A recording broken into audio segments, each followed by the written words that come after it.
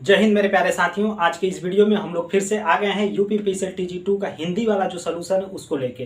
दोस्तों आप वीडियो को पूरा देखिएगा। अगर वीडियो आपको अच्छा लगे तो जरूर से चैनल को सब्सक्राइब करके लाइक कर लीजिए। चलिए हम लोग आते हैं क्वेश्चन नंबर फर्स्ट पे और देखते हैं।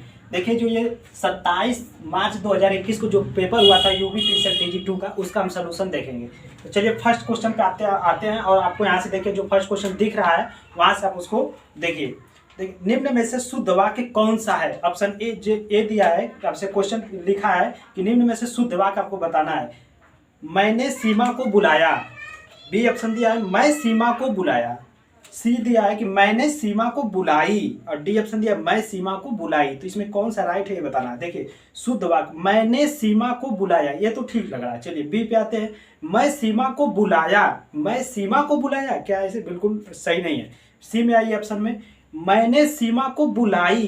तुम मेल होकर फीमेल को ऐसे बोलोगे, तुम मैंने सीमा को बुलाई, नहीं, गलत, रॉन्ग है। चलिए डी में आते हैं। मैं सीमा को बुलाई, ये भी रॉन्ग है। तो ऑप्शन नंबर क्वेश्चन 1 का जो होगा वो राइट ऑप्शन होगा ए। क्वेश्चन नंबर 1 का राइट होगा option number A. B question पे आते हैं 2 पे। क्वेश्चन नंबर 2 पे आते हैं।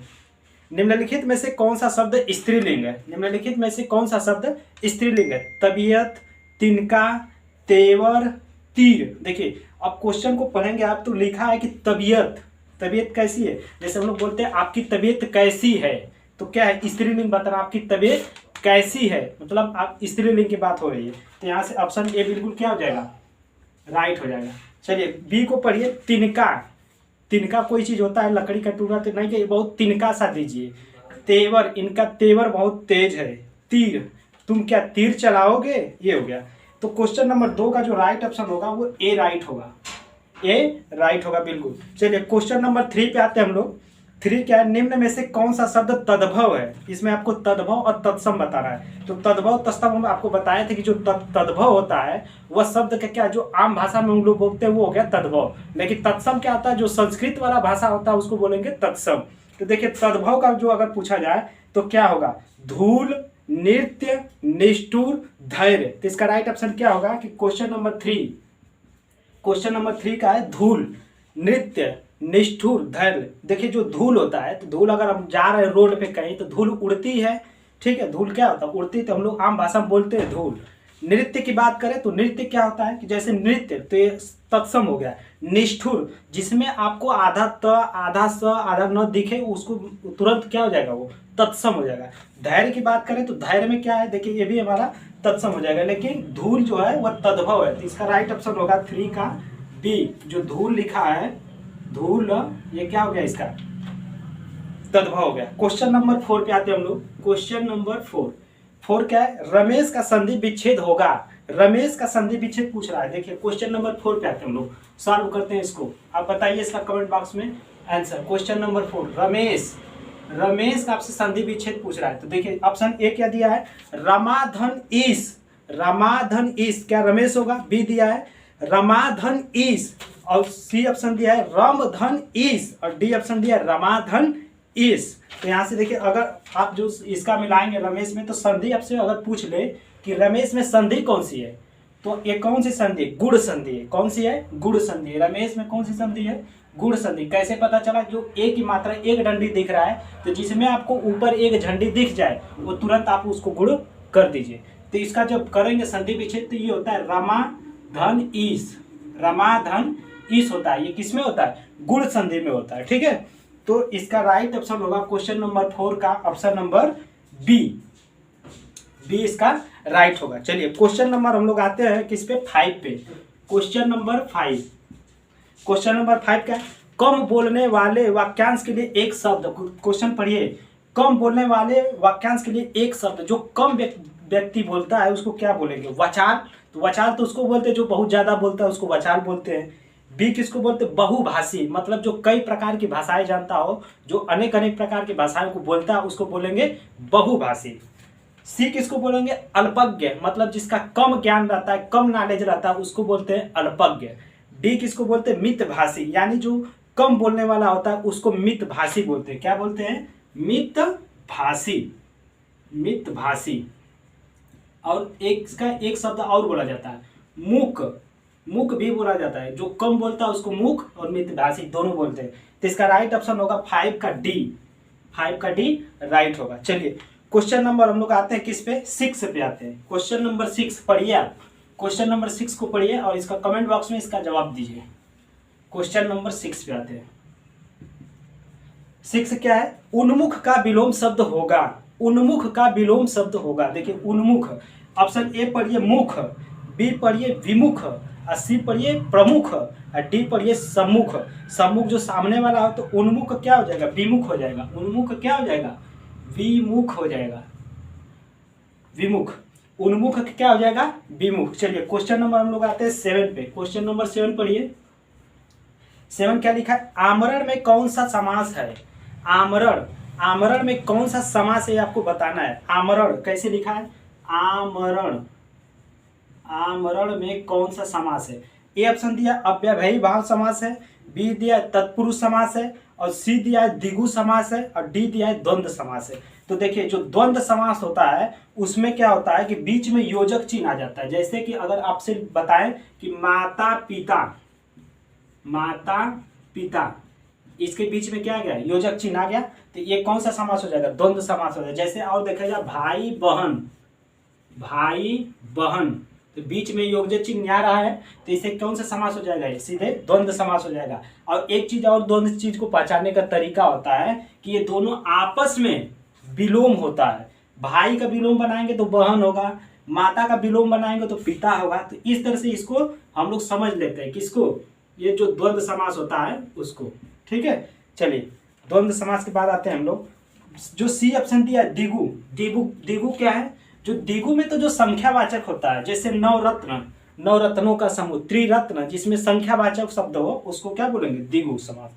तत्पुरुष में क्या होता है, जैसे कर, कर्ता ने कर्म को करण से, अगर इससे अगर रिलेट करेंगे तो हो जाएगा तत्पुरुष। अव्ययभावी समास जिसको, जिसमें आपका देखिए, जिसमें उपसर्ग जुड़ा हो, किसी भी दुनिया का कोई भी वर्ड हो जिसमें उपसर्ग लगा है, तो अगर आपसे पूछा जाए कि उसमें समास कौन सा हुआ तो अव्ययभावी समास होगा। याद रखिएगा, कहीं कॉपी पे अपने नोट करिए कि जो आमरण में है आ प्लस मरण, इसको अगर तोड़ेंगे तो आ प्लस मरण, तो इसमें जो उपसर्ग जुड़ा है वह आ जुड़ा है। आ बोलिए आप, आ प्लस मरण। कोई भी अगर दुनिया का कोई भी वर्ड है जिसमें आपका आ शब्द है या उसमें उपसर्ग जुड़ा है, उसमें कौन सा समास होगा, अव्ययभावी समास होगा। तो क्वेश्चन नंबर 7 का हो जाएगा राइट ऑप्शन ए। चलिए क्वेश्चन नंबर 8 पे आते हैं। क्वेश्चन नंबर 8 पे आते हैं, पढ़िए क्या है, निम्नलिखित में से कौन सा शब्द पुल्लिंग है। आपसे पुल्लिंग पूछा है कि कौन सा इसमें से शब्द जो है पुल्लिंग है। देखिए ए ऑप्शन दिया है नाक, बी दिया है निगाह, सी दिया है नकल, और डी दिया है नल। तो नाक की बात करें तो नाक को पुल्लिंग और स्त्रीलिंग पहचानने का सबसे सिंपल तरीका बताया था कि आपको क्या बोलना है, उसको बोलना है, उसको एक अपने जो आम भाषा में हम लोग बोलते हैं उसको। जैसे नाक, नाक कैसी है, नाक लंबी है, तो क्या है, स्त्रीलिंग है। निगाह, नहीं कहते इनकी निगाह बहुत तेज है, ठीक है, ए हो गया। बी में बोलते हैं नकल, ये नकल करती है, ठीक है, तो ये सी हो गया। डी से नल से पानी आता है, ऐसे बोलते हैं हम लोग, नल से पानी आता है, न कि हम लोग ऐसे नहीं कहते कि नल से पानी आती है, ये सेंटेंस सही नहीं है, ठीक है। तो नल से पानी आता है, तो यहाँ पे नल जो होगा पुल्लिंग शब्द होगा। तो इसका राइट ऑप्शन होगा 8 का राइट ऑप्शन होगा डी। चलिए क्वेश्चन नंबर हम लोग आते हैं 9 पे। क्वेश्चन नंबर 9 पढ़िए, आपको वहां से दिखाई दे रहा है। क्वेश्चन नंबर 9 क्या है, निम्न में से कौन सा शब्द शुद्ध है। आपको शुद्ध बताना है कि कौन सा इसमें से शब्द जो है शुद्ध है। सौजन्यता, बी ऑप्शन दिया है व्यवसायिक, और सी ऑप्शन दिया है प्रामाणिक, और डी ऑप्शन दिया है सृष्टि। तो बताइए इसमें से कौन सा शुद्ध है। क्वेश्चन को पढ़िए और इसका जवाब बताइए, कौन सा इसमें से शब्द शुद्ध है। देखिए जो सौजन्यता दिया है ऑप्शन ए सौजन्यता, और जो बी दिया है व्यवसायिक। देखिए व्यवसायिक कैसे लिखा जाता है, व्यवसायिक, व्यवसायिक, व्यवसायिक, व्यवसायिक, ठीक है, ये हो गया व्यवसायिक कैसे। लेकिन उसमें कैसे लिखा है आपके क्वेश्चन में, व्यवसायिक कैसे लिखा है, व्यवसायिक ऐसे लिखा है। तो ये वाला मात्रा नहीं होगा, ये वाला होगा, ये होगा, ठीक है, ये राइट है। चलिए प्रामाणिक लिखा है आपके क्वेश्चन में, ऐसे लिखा है प्रामाणिक, प्रामाणिक, ये प्रामाणिक ऐसे लिखा, लेकिन ये क्या है, रॉन्ग है। सही कैसे होगा, प्रा होता है, प्रामाणिक, ये बिल्कुल क्या होगा, राइट होगा, ठीक है। देखिए डी ऑप्शन में आते हैं, जो डी सृष्टि लिखा है तो सृष्टि सही लिखने का तरीका यही है जो आपसे मैच कर रहा है। कौन सा ऑप्शन? डी। तो क्वेश्चन नंबर 9 का क्या हो जाएगा? क्वेश्चन नंबर 9 का राइट ऑप्शन हो जाएगा डी। ठीक है, चलिए क्वेश्चन नंबर 10 पे आते हैं हम लोग। क्वेश्चन नंबर 10 का माथा ठनकने का मुहावरा सही अर्थ क्या है? माथा ठनकना, देखिए माथा ठनकना, अब इस क्या है, इसका मुहावरा बताना है। तो आप एक एक ऑप्शन को उसमें मिलाइए। उदास होना, अगर माथा ठनक रहा है तो क्या इसका उदास होना होगा? तो नहीं, माथा ठनक रहा है तो उदास थोड़ी कोई होता है। बी में आते हैं दुखी होना, क्या आप दुखी होते हैं? नहीं। क्रोध होना, तो क्रोध, दुखी, उदास, ये तो दोनों मैच नहीं, तीनों कर रहा है। संशय होना, यहाँ पे डी ऑप्शन क्या होगा? राइट होगा, क्योंकि अगर इलिमिनेट करके हम लोग पढ़ते हैं तो इससे काफी अच्छा हम सॉल्व कर पाते हैं। तो ऑप्शन क्वेश्चन नंबर 9 का क्या, क्वेश्चन नंबर 10 का जो राइट होगा वो क्या होगा? क्वेश्चन नंबर 10 का हो जाएगा डी। ठीक है, अब आते हैं हम लोग क्वेश्चन नंबर 11 पे। क्वेश्चन नंबर 11 को पढ़िए। क्वेश्चन नंबर 11 को आप पढ़िए। क्वेश्चन नंबर 11 पढ़िए, क्या लिखा है? परिवर्तन में किस उपसर्ग का प्रयोग हुआ है? देखिए परिवर्तन लिखा कैसे, इसको पढ़िए। परिवर्तन, परिवर्तन में कौन सा उपसर्ग का प्रयोग हुआ? तो उपसर्ग क्या हम बताए थे कि जो उपसर्ग होता है वो कहाँ लगता है? शब्द के आगे लगता है कि शब्द के पीछे लगता है? बताइए। देखिए जो उपसर्ग होता है वह शब्द के कहाँ लगता है? आगे। अब प्रत्यय जो होता है वह शब्द के कहाँ लगता है? पीछे।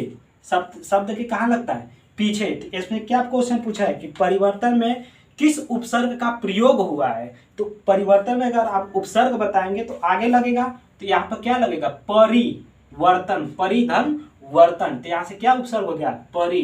परि ऑप्शन किसमें दिया है? मिलाइए। ए ऑप्शन दिया है पर, बी दिया है वर्तन, सी दिया है परि और डी दिया है प, तो बिल्कुल क्या ऑप्शन हो जाएगा? सी। क्वेश्चन नंबर 11 का हो गया सी, राइट होगा। चलिए क्वेश्चन नंबर 12 पे आते हैं हम लोग। क्वेश्चन नंबर 12 पढ़िए। परिंदा किसका पर्यायवाची है? परिंदा किसका पर्यायवाची है? किसका किसका दिया है? पढ़िए क्वेश्चन को आप। परिंदा किसका पर्यायवाची शब्द है? क्वेश्चन नंबर 12 पे आ गए हम लोग। परिंदा पूछा है, परिंदा लिख लेते हैं हम लोग। परिंदा किसका पूछा है? परिंदा किसका पर्यायवाची है? ए ऑप्शन दिया है देवता का, देवता का। बी ऑप्शन दिया है पक्षी का, पक्षी का। सी दिया ऑप्शन पेड़ का और डी ऑप्शन दिया है पर्वत का, पर्वत का। इन चारों का पहले हम लोग क्या देख लेते हैं, इसका थोड़ा सा देख लेते हैं कि कितना होता है जो पर्यायवाची शब्द है। देखिए देवता का क्या क्या होता है? देवता को आप सूर्य बोल सकते हो, सूर्य होता है।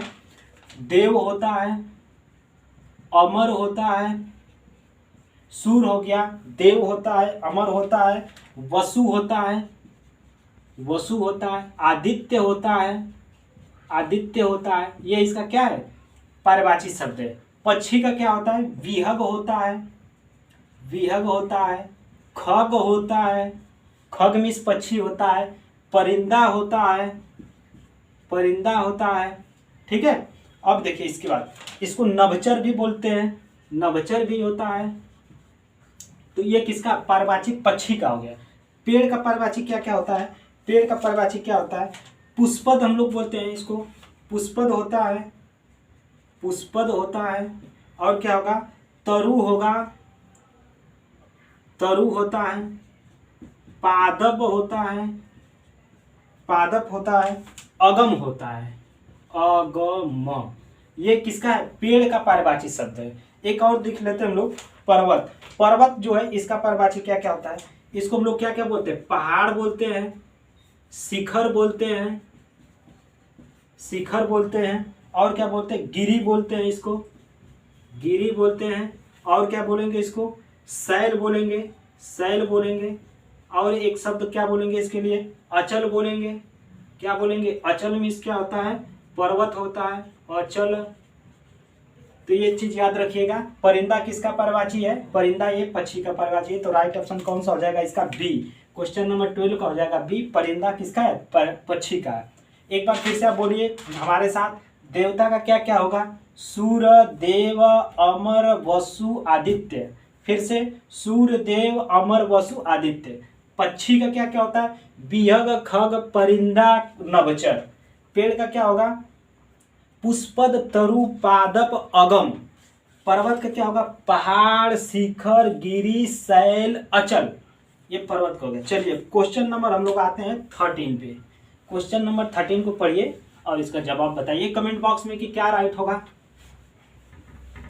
क्वेश्चन नंबर 13 पे आते हैं हम लोग, 13 नंबर पे। क्वेश्चन नंबर 13 क्या लिखा है पढ़िए। भला करने की दुष्टता अर्थ के लिए लोकोक्ति है। जो भला करने की दुष्ट की अर्थ में लोकोक्ति बताना है। ऑप्शन ए दिया है गोद में लड़का शहर में ढिढोरा। बी दिया है गुड़ खाए गुलगुल्ला से परहेज। सी ऑप्शन दिया है गूदड़ में लाल नहीं छिपता। डी ऑप्शन दिया है गोद में बैठकर आंख में अंगुली। ठीक है, तो देखिए इसका अगर भला करने की दुष्टता अगर समझेंगे तो कोई व्यक्ति भला भी कर रहा है उसके साथ दुष्टता भी हो रहा है। तो देखिए अगर गोद में लड़का शहर में ढिढोरा, कोई व्यक्ति है कोई चीज को ले लिया, जैसे हमने ये पेन को लिया हुआ है मार्कर को हमने कहीं रख दिया इसको, फिर बार बार खोज रहे किधर गया कहाँ है कहाँ पे। तो ये क्या है, गोद में लड़का शहर में ढिढोरा, हमारे हाथ में ही है हमारे गोद में ही, लेकिन हम शहर में पूरा इधर उधर खोज रहे हैं पूरे कहाँ पे है कहाँ पे, इसको बोलते हैं। बी ऑप्शन में आते हैं गुड़ खाए गुलगुल्ला से परहेज। माने कोई व्यक्ति को अगर शुगर उगर हुआ है जिसको चीनी खाना मना है तो क्या करता है कि गुड़ नहीं खाएगा, गुड़ खाएगा लेकिन गुलगुल्ला नहीं खाएगा, कहेगा कि ये ज्यादा मीठा है, तो ये इसके लिए बोला कि गुड़ खाए गुलगुल्ला से परहेज। सी में आते गूदड़ में लाल नहीं छिपता। अब गूदड़ की बात करेंगे, जैसे जो कोई एकदम कोई काला व्यक्ति है और क्या करता है कि बहुत सफेद कपड़ा पहन लेता है एकदम बिल्कुल, तो क्या कर रहा है कि वो गूदड़ में लाल, काला तो बिल्कुल है लेकिन एकदम सफेद हो जाएगा पहन के, कपड़ा पहन के तो सफेद थोड़ी हो जाएगा, गोरा तो होगा नहीं। तो उसी को बोला कि गूदड़ में लाल नहीं छिपता। वो काला व्यक्ति क्या गोरा होगा? नहीं होगा। ठीक है, चलिए आते हम लोग डी में पढ़ लेते हैं कि गोद में बैठकर आंख में अंगुली। वो कोई बच्चा है या कोई आदमी तो गोद में बैठा भी है, उसकी आंख में अंगुली भी कर रहा है। तो क्या कर रहा है, ये भला करने की दुष्टता कर रहा है कि जो बैठा है वो तो भला कर रहा है लेकिन उसकी आंख में अंगुली कर रहा है, तो क्या हो गया, दुष्टता हो गया। तो गोद में बैठकर आंख में अंगुली। क्वेश्चन नंबर 13 का क्या होगा, ऑप्शन नंबर डी राइट होगा। 14 पे आते हैं, क्वेश्चन नंबर 14। पागलपन में किस प्रत्यय का प्रयोग हुआ है? तो प्रत्यय मतलब पीछे, प्रत्यय मतलब पीछे, सीधे चले जाइए। तो पागलपन क्या है शब्द, पागलपन। पागलपन, पागलपन क्या होता है कि जो पागलपन है इसमें प्रत्यय आपको बताना है। ठीक है, क्या होगा, तो जो पन पीछे आपसे क्या मिला है, पन मिल रहा है। तो ऑप्शन ए आइए पा, ए नहीं होगा। बी में आइए न, सी में आइए अन और डी लिखा है पन। तो पागलपन में क्या होगा, पागल धन पन, तो आपका प्रत्यय मिला पन। तो क्वेश्चन नंबर 14 का जो राइट ऑप्शन होगा डी होगा। चलिए क्वेश्चन नंबर 15 पे आते हैं। 15 क्या है, निम्न में से कौन सा शब्द तत्सम है? तत्सम बताना है आपको। दाढ़ी, दिवाली, दाई, दंड। तो तत्सम के लिए सबसे सुपर तरीका है कि वो संस्कृत की तरह दिखेगा, उसमें आधा शब्द रहता है। ठीक है, आधा शब्द जैसे आधा ड, आधा र, आधा न, आधा स, अगर इस तरह से मिला तो हम उसको पकड़ लेते हैं। ठीक है, तो तत्सम में क्या हो जाएगा, दंड। जो दंड हो जाएगा ये आपको आधा दिख रहा है यहाँ पे, जो आधा ये क्या हो गया, तत्सम हो जाएगा। तो क्वेश्चन नंबर 15 का राइट ऑप्शन हो जाएगा डी नंबर। अभी तक हम लोग ने यूपीपीसीएल TG2 का जो 27 मार्च 2021 को पेपर हुआ था TG2 वाला, उस हिंदी में 15 क्वेश्चन, 1 से लेकर 15 क्वेश्चन को हम लोग सॉल्व कर लिए हैं। ठीक है, अगर इसका आपको PDF चाहिए तो हमारे टेलीग्राम चैनल जीके ट्री की दुनिया, आप जाके वहाँ में सर्च करके जुड़ सकते हैं। उसमें आपको पूरा फ्री में टेलीग्राम चैनल पे ये सब क्वेश्चन पेपर आपको दे देंगे, आप वहाँ से डाउनलोड करके पढ़ लीजिएगा। इसके बाद अगर आपको और भी कोई स्टडी मटेरियल चाहिए तो उसके लिए भी वही चैनल में आप ज्वाइन हो जाइए, आपको बिल्कुल आसानी से वहाँ से बिल्कुल फ्री में मिलेगा, आप पढ़ते रहिएगा। चलिए दोस्तों, हम लोग मिलते हैं नेक्स्ट वीडियो में। वीडियो देखने के लिए बहुत बहुत धन्यवाद। चैनल को सब्सक्राइब कर लीजिए और इसको लाइक बटन भी दबा लीजिए। चलिए, वीडियो देखने के लिए धन्यवाद।